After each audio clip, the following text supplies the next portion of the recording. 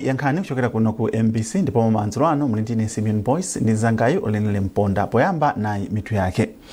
Anthu mdziko muno atali nchiyembekezo chachikulu kuti ndondomeko ya chaka chino ya zachuma ikhala ndi mfundo zothandiza kuchepetsa mavuto a zachuma amene dziko lino likumana nawo. Boma layamikira banki ya pa dziko lonse kamba kathandizo lomwe imapereka ku dziko lino pofuna kuthetsa umphawi. Ndipo bwalo la milandu ku Lilongwe layimitsa mpaka pa 17 April chaka chino mlandu wa anthu omwe asanu ndi atatu omwe akuganizira kuti anavulaza ogwira ntchito za boma omwe ankachita zionetsero ku Lilongwe.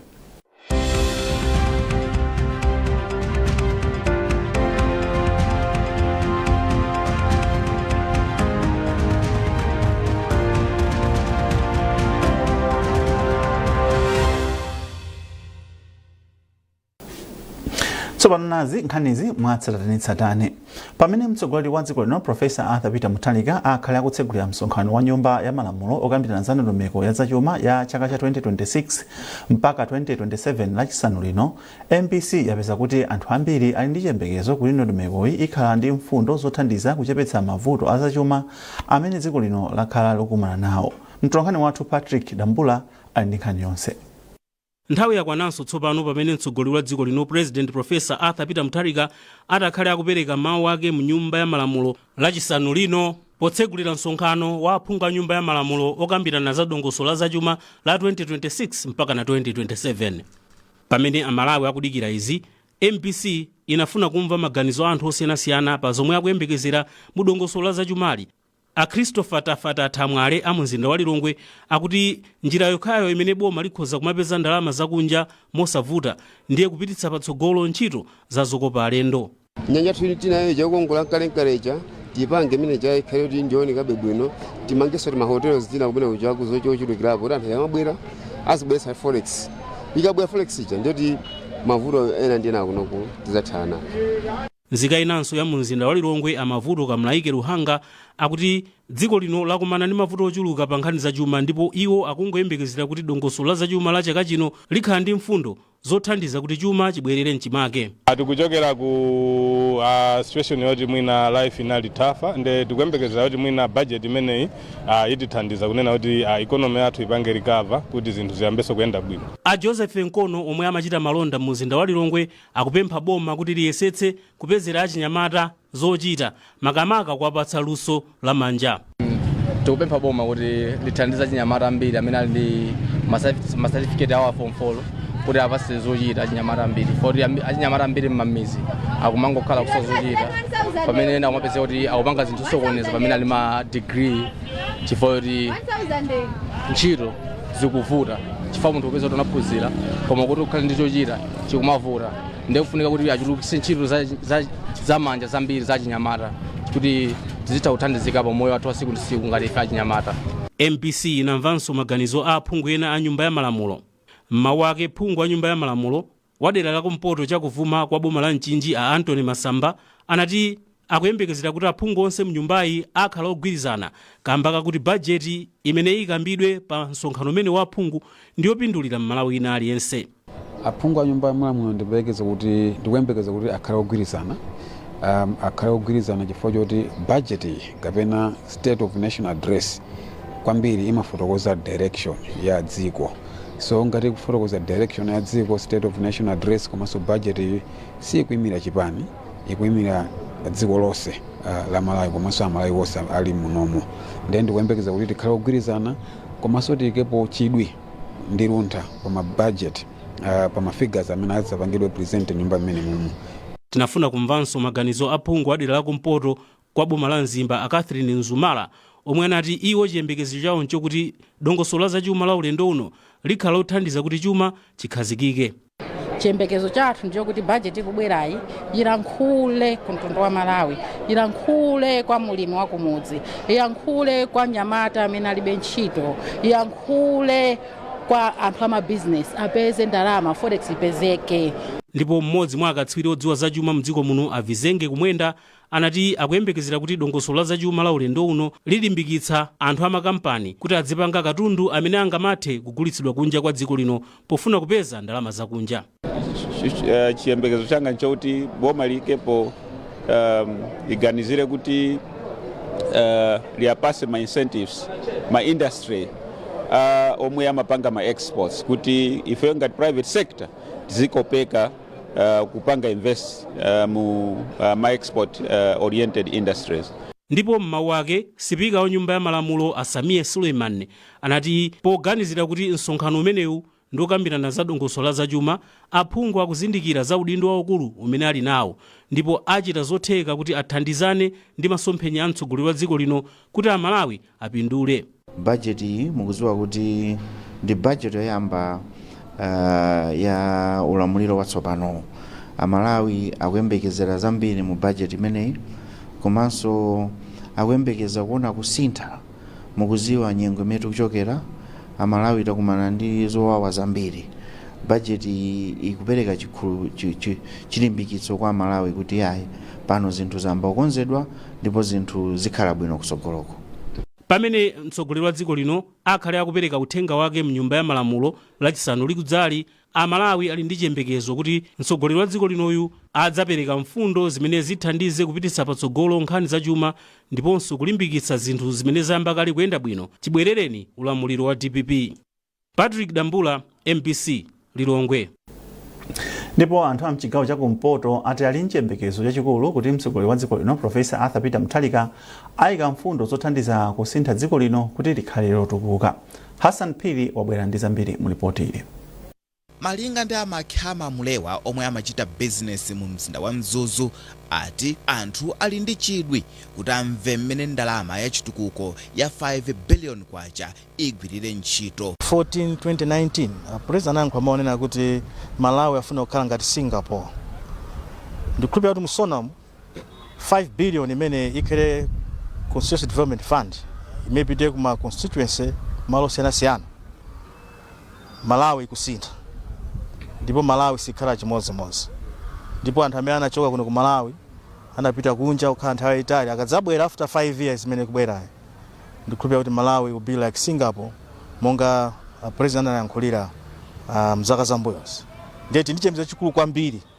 Ndipo tikudziwa kuna kuti musona amenemo mukhala zochitika zambiri zokhuza chitukuko cha dziko la Malawi. Nawo a Innocent Marino omwenso ndi mbusa atali ndi chiyembekezo kuti mu uthenga wa mtsogoleri wa dziko lino akambamo za mmene angapititsire patsogolo ntchito za ulimi, ponena kuti anthu akumpoto komanso dziko la Malawi amadalira ulimi.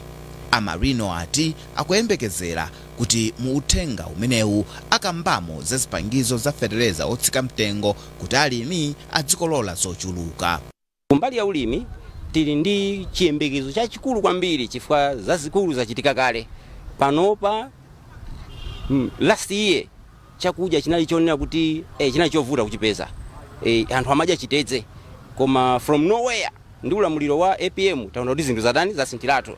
Aliyense akukwanitsa kugula chakudya ndipo sinamvepo kuti kapena wina chakudya chamuvuta kapena wafa ndi njala zatheratu. So chiyembekezo tili nacho ndipo kunena kuti even season imene kubwera ya ulimi fertilizer subsidy iyenda bwino kwambiri fakhala ndi nthawi yokonzekera ngati mbuyomu kumapezeka kunena kuti anthu alimi akupatsidwa fertilizer nthawi yathakale kumapatsidwa January fertilizer nso wina osapezeka. Pothirirapo ndemanga Gifting Nyasulu yemwe amachita business yogulitsa malo estate agent wati akuyembekezera kuti mtsogoleri wa dziko lino Profesa Arthur Peter Mutharika apitiriza mfundo zopititsa patsogolo chuma cha dziko lino poganizira kuti dziko la Malawi likuchokera mu nyengo imene anthu amavutikira ndalama zakunja, mafuta agalimoto ndi zina. Tikamakamba nkhani ya zachuma tikulankhula nkhani ngati ya chuma cha dziko lina kulowa mu dziko lina kapena chuma cha dziko lina chikugwira ntchito bwanji mu dziko limene muliro. Ndi panopa tikumatha kuona anthu akutha kubwera magalimoto kuchokera maiko akunja kusonyesa kunena kuti chuma cha dziko lina chikugwira ntchito chifukwa kugula galimoto kuchokera kunja tikugwiritsa ntchito chuma cha dziko lina zimene pakatipa zidali zovuta kuti munthu agule galimoto kuchokera kunja. Anthuwa aonjezera kunena kuti utenga wa Musona ndi wofunikira kwambiri chifukwa uthandiza kuti mzinda wa Mzuzu kukhale misewu yabwino ndi kuchepetsa mavuto apamsewu kuphatikizapo nkhani ya Mombera University ndi library ya ku Mzuzu University ndi zinthu zina zambiri. Hassan Piri, MBC, Mzuzu. Palakali pano spika wa nyumba ya malamulo Asamiye Suleiman ati nkofunika kuti aphungu a nyumba ya malamulo adzikhala ndi danga lomvetsetsa nkhani zokhudza chuma pomwe nyumbayi ikuyembekezeka kuti itsegulire zokambirana lachisanu likubwerali. A Suleiman amayankhula izi ku Lilongwe pomwe amatsegulira msonkhano ophunzitsa aphungu a nyumba ya malamulo za gawo lomwe amatenga pa ntchito za chuma. Margaret Mapando ali ndi zambiri. Sipikala wa nyumba ya malamulo Asamiye Suleiman ati msonkhanowu uthandizira aphungu a nyumba ya malamulo kuti akhale ndi danga komanso kuchita kalondolondo pa ntchito za chuma kuphatikizapo ndondomeko ya chuma, kusamalira chuma komanso ziganizo zosiyanasiyana zokhudza chuma cha boma. Kumano umene undofunikira kwambiri chifukwa ukuphunzitsa ma MP athu kayendesedwe ka chuma kalonderezedwe ka chuma chathu kuti chikuyenda bwanji komanso kasungidwe ka chumacho. Mkumano wabwera mu nthawi yoyenera mukudziwa kuti lachisanuli tikusegulira parliament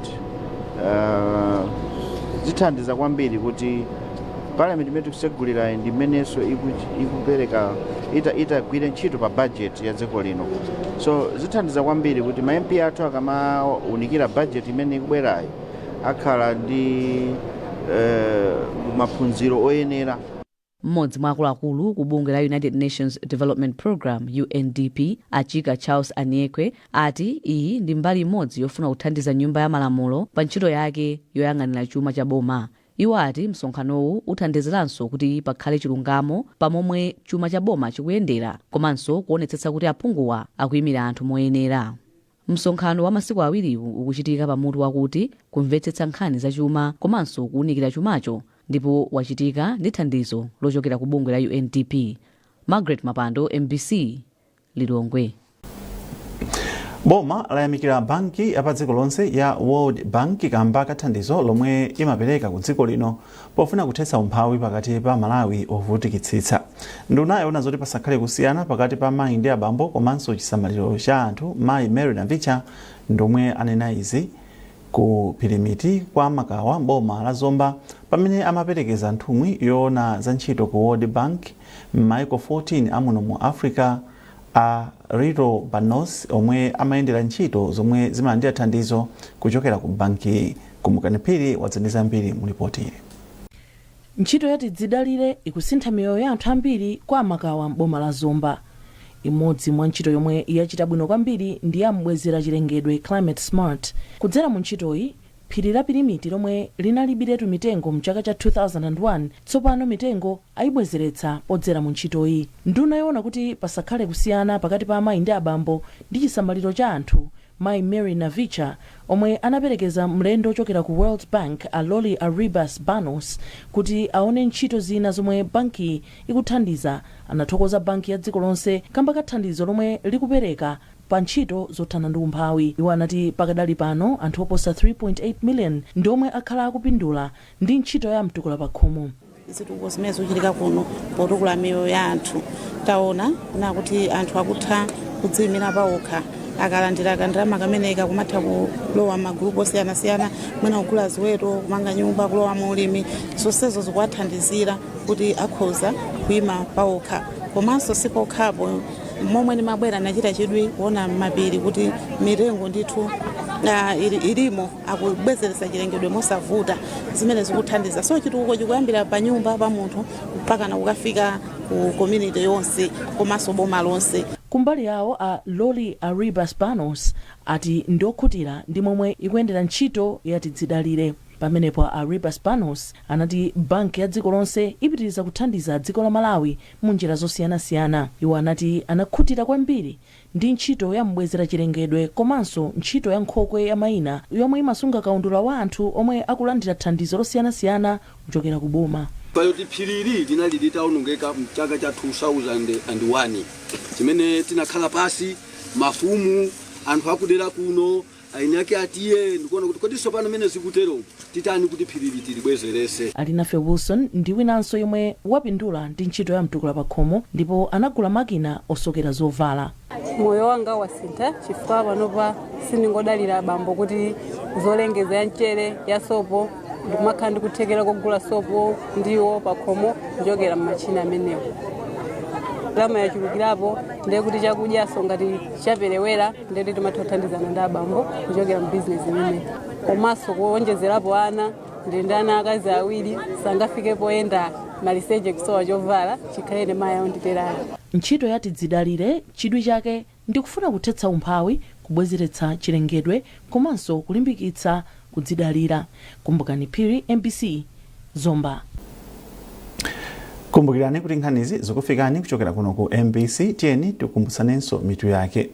Anthu mdziko muno ati ali mchiyembekezo kuti ndondomeko ya zachuma ya chaka chino ikhala ndi mfundo zothandiza kuchepetsa mavuto azachuma amene dziko lino likumana nawo. Boma lati limamika banki ya pa dziko lonse kamba kathandizo lomwe imapereka ku dziko lino pofuna kuthetsa umphawi. Ndipo bwalo la milandu ku Lilongwe layimitsa mpaka pa 17 April chaka chino mlandu wa anthu asanu ndi atatu omwe akuganizira kuti anavulaza ogwira ntchito za boma omwe ankachita zionetsero ku Lilongwe.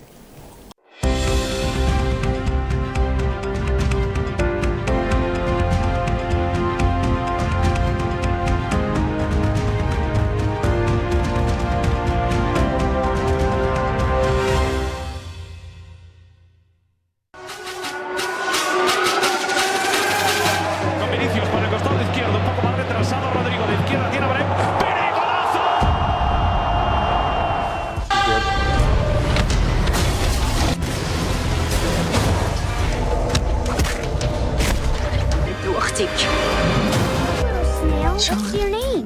Gary, huh? It's my game. We put everything into this. Those that can do it and succeed, how to fix it. This city It has isn't been just a my home for cookbook, it's part of being hit here with the latest global news and insightful documentary. Transition. Understanding the But if you ask them know me. I know they blow trees, only know me.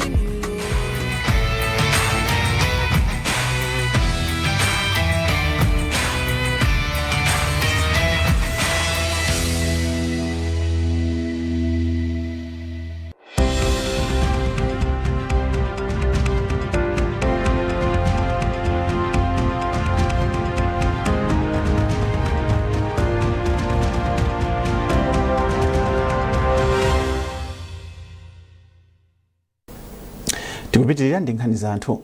Boma lati ndilodzipereka kuthandiza sukulu za kwachenjede kuchita kafukufuku komanso luso zomwe zingathandize kuthana ndi mavuto omwe dziko lino likumana nawo. Nduna ya zamaphunziro a Bright Msaka ndomwe yanena izi pamene imatsekulira malo omwe sukulu ya Mubas izipangira zipangizo za ulimi monga galimoto zolimira ndi zina. Chisomo break wafika ndi zambiri. Amsaka anati kutsegulira kwa malowa kwaonetsa ukaswiri wa sukulu ya Mubas kuchoka kophunzitsa mkalasi mokha koma kuchitapo zinthu zina zomwe ndizothandiza kumasomphenya a dziko lino. Ine ndinokondwa chifukwa chakuti tsiku la lero zisonyezati kuti mayunivesiti athu zangokhala mkalasi koma nzeru zawo za ukadaulo zinozi kupita kukapindulira amalawi. Ndiyenda kondwa kusegulira factory imeneyi ndipo ndikuwafunira zabwino zonse a university imeneyi kuti apitilize kuti nzeru zawo ndi sayansi yawo ithandize amalawi. Wapampando wa sukulu ya Mubas a William Mpinganjira anati malowa athandiza kutukula ntchito za ulimi, kupereka mwayi wa ntchito komanso kuthandiza kuti sukuluyi izipeza ndalama. Mayunivesiti ndi Mubas yomwe imadalira kwambiri boma kumayithandiza ku ntchito nkhani za ndalama. Komano mechanization unit imeneyi ndiyokuti katundu tizigulisa kwa anthu ndezi tithandiza ifeyo monga Mubas kuti tizipezanso ndalama patokha ndiye kuti kutsogoloko zipangisanso kuti zichepetse ifeyo monga mubasi kumangodalira boma kuti tithandize kuti tipite patsogolo. Ndipo wachiwiri kwa chancellor wa sukulu ya MUBAS Mayi Nancy Chitera anati malowa ndi umboni kuti sukuluyi ikuyankha masomphenya a dziko lino pa chitukuko pokonza katundu pogwiritsa ntchito luso la mdziko muno. Malawi analankhula ndithu kangapo kunena kuti kodi tizilimira khasu mpaka naliti.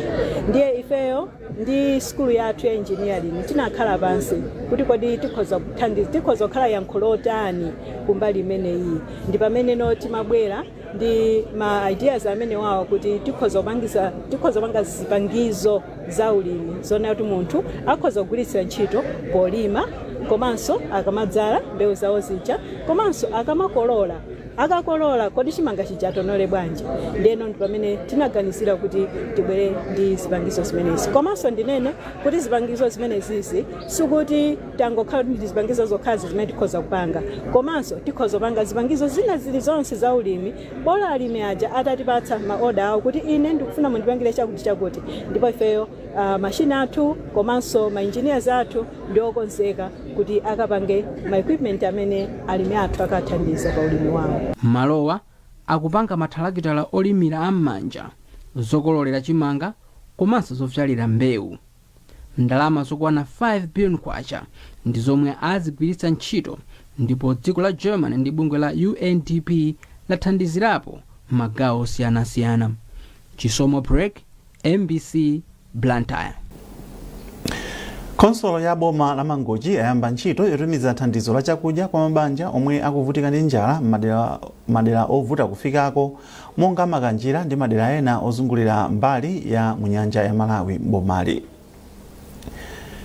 Francis Banda walemba ripoti lomwe akuwerenga ndi Owen Mavula.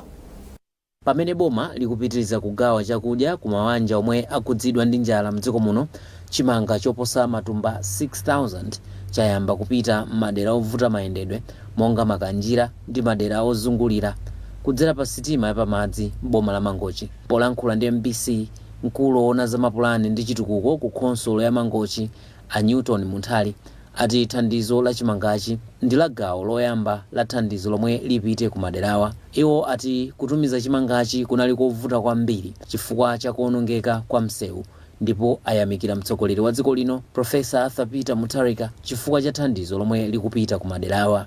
Ngati boma la Mangochi ndife othokoza kwambiri ku boma makamaka kwa president athu Profesa Arthur Peter Mutharika chifukwa cha chimanga chimenechi chimene chikupita kwa anthu aku Makanjira, Chipole komanso Lulanga pa nthawi ino pamene anthu akuchifuna kwambiri ali ndi njala kufuna chakudya. Chimanga ichi monga tuziwa kuti tili nthawi imene nyengo imene anthu akusowa chakudya, nde tikunyamula chimanga ichi kuzera pa sitima iyi kuti chipite ku Makanjira chikathandize mabanja amene akusowa chakudya ku Makanjira, komanso si Makanjira yokha kuli Lulanga komanso Chipole dera limene.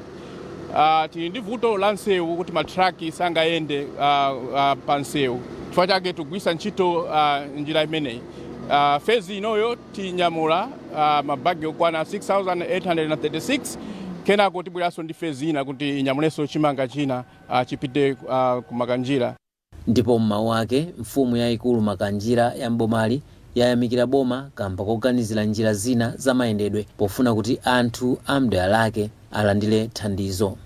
Ndiyonyadira toyamba ngati ineyo sine chief Makanjira kwanga ndikuyamika bomali kuti lapanga bwino pachifukwa choti ife nanga simakhala odandaula anzatu alandira ife sinalandire nepa chokazi chimene achita boma ine ndiwosangalala kwambiri kwa anthu anga azivanso zoti tinditsogoleri wathu otiyimira.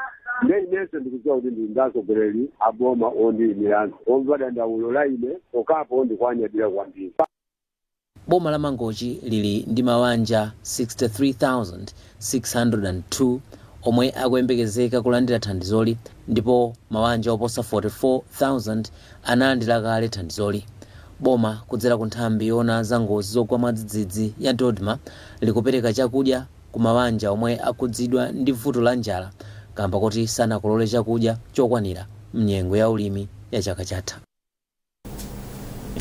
Bwalo la milandu la Senior Resident Magistrate ku Lilongwe layimitsa mpaka pa 17 April 2026 mlandu omwe anthu asanu ndi atatu akuwaganizira kuti anavulaza kugwira ntchito za boma ena omwe ankachita zionetsero pa 19 March 2025 ku Lilongwe ku area 18 pa chipilala cha Kamuzu.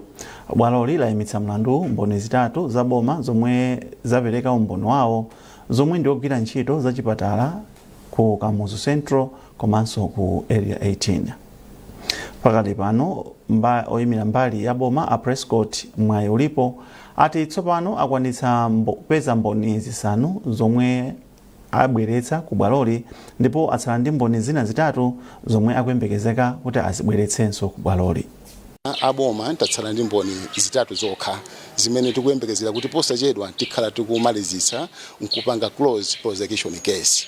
Ngati aboma tikanena kuti mlandu ukuyenda bwino mmenenso milandu ina yakhala kuyendera ngati ku Mbowe chifukwa chakuti wa ku Mbowenso tapanganso mboni zingapo ndi milandu ina ngati ku parliament komanso yakumponera kotera kuti ngati state kapena prosecution we are happy kuti there is progress. Komanso tithokoze kwambiri ma witness amene akuonetsa chidwi tikayitanisa akumadzaperekera umboni bwinobwino komanso a court akumatipasa madate so that tikhale tikuyenda chitsogolo. Ndingofotokoza kuti mmodzi mwa ma witnesses ndi mayi amene anavulazidwa kwambiri amenenso anadzaperekera umboni ndi mphunzitsi ku secondary school.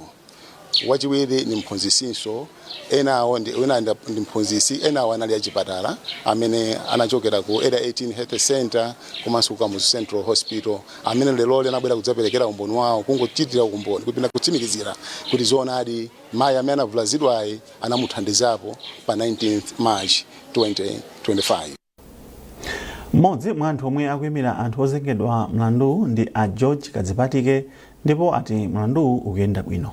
Zoonadi kuti mlandu ukuyenda bwinobwino poyambirira anabweretsa mboni ziwiri ndi lero aboma abweretsa mboni zitatu achipatala awiri ndi wina amene amapanga organize ma demonstrations ndi tinganene kuti no zikupitirira bwinobwino pano pa upanga adijani mlandu ayimitsa kuti udzapitirire pa 17 April 2026. Koti limanena kuti no tiyenera kukhala anthu achangu kuti akapereka date ngati mmene ayikira pa 17 April 2026 ndi kuti tiyenera kudzakhala pano nthawi imene atchula ya 10 o'clock. Zikakhala kuti fesi tinabwere ndi kuti akhota kuti azipitiriza.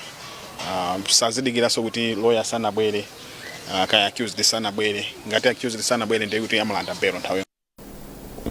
Ndi nkhani imeneyo tafika pa mapeto pa nkhani zathu madzulo ano kumatisanasiyane na inso mitu yake. Anthu mdziko muno atali mchembekezo kuti ndondomeko ya zachuma chaka chino ikhala ndi mfundo zothandiza kuchepetsa mavuto a zachuma amene dziko lino likumana nawo. Boma layamika banki yaikulu pa dziko lonse kamba thandizo lomwe imapereka ku dziko lino pofuna kuthetsa umphawi. Ndipo bwalo la milandu ku Lilongwe layimitsa mpaka pa 17 April chaka chino mlandu omwe anthu asanu ndi atatu akuganizira kuti anavulaza ogwira ntchito za boma omwe ankachita zionetsero ku Lilongwe. Madzulo ano mnali ndine Simeon Boyce ndi mzangayo Linle Mponda tikuti mwakoma nonse.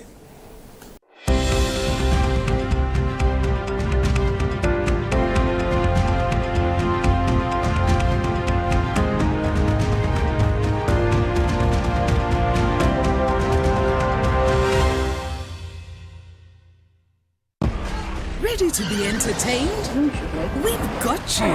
GoTV's got more shows just for you. That's right. More movies? Yes. Jackpot. More kids shows?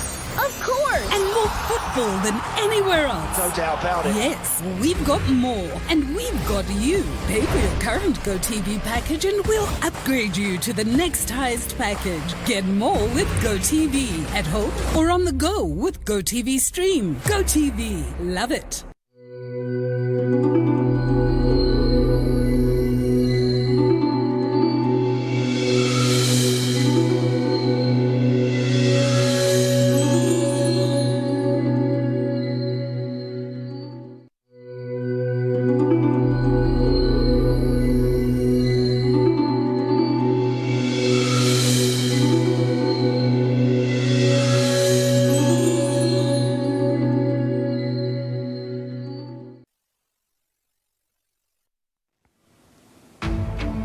Coming to you live from Nairobi, this is Focus on Africa on BBC News.